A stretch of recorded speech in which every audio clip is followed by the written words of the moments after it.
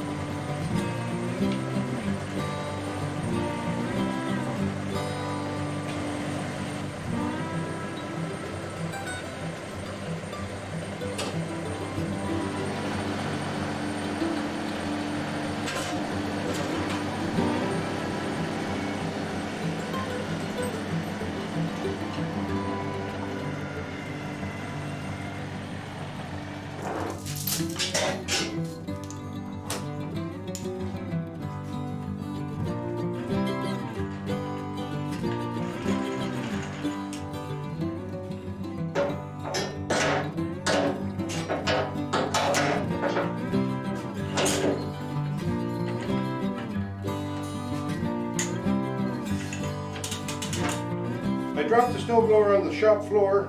I like to lift it up so I can swing it around to get at it and work on it easier. I was going to put it on the pender lift, but I'm not sure how much the snowblower weighs, if the pender lift would hold it. I think the pender lift will hold 300 pounds. I don't think this weighs 300 pounds, but I'm not sure. The other thing is, I wasn't sure how well it would be balanced, but I may put it on the pender lift, we'll see. But for now, I'm just going to lift it up here so I can spin it around. So I have my chain falls here. I guess it's not really chain falls as they come along.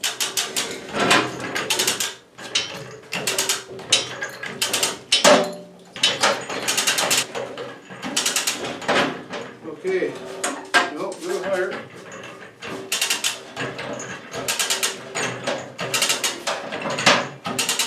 There, I think it's floating now. So I'm just going to rotate this around because I want to work on the front of it, and there's more room this way. Now that I have it spun around, I think what I might just do, I'm going to try and put it on the pender lift, see what happens. So I got to go up quite a bit with it.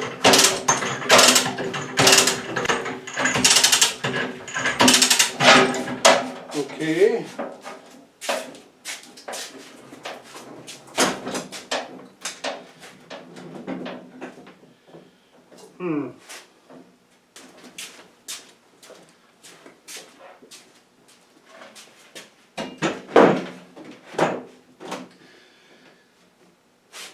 It might be just wide enough with that piece of plywood on the deck. So let's go up a little more.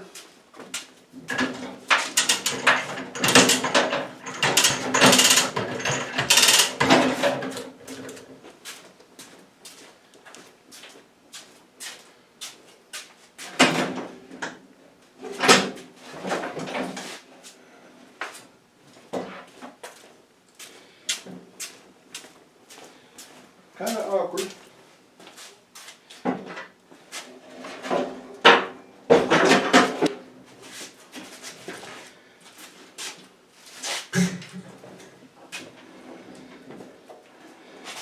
Well, I've got to go up. Got to go up another 3 inches, I think.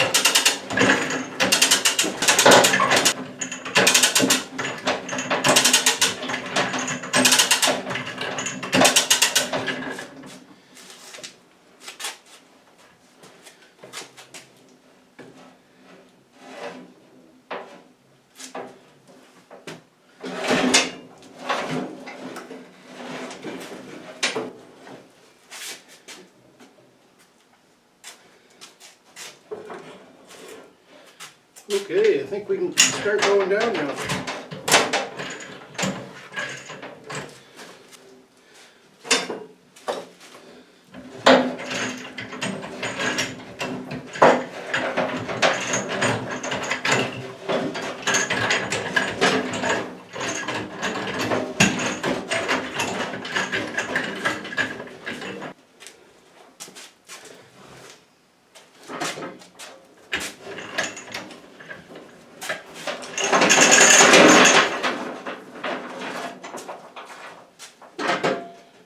Well, it's on it.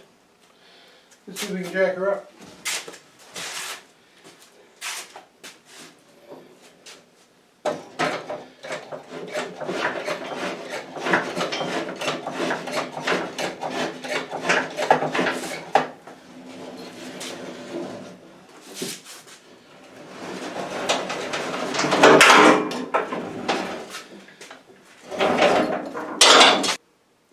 So there we have it. The pender lift came to the rescue again.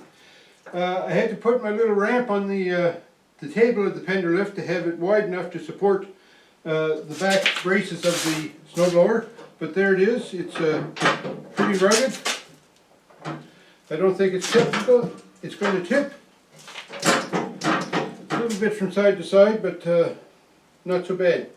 Anyhow, that's it. Got the snowblower in, put on the pender lift, and now I can get access to it from all sides, top and bottom, and I can rotate it. So, dandy.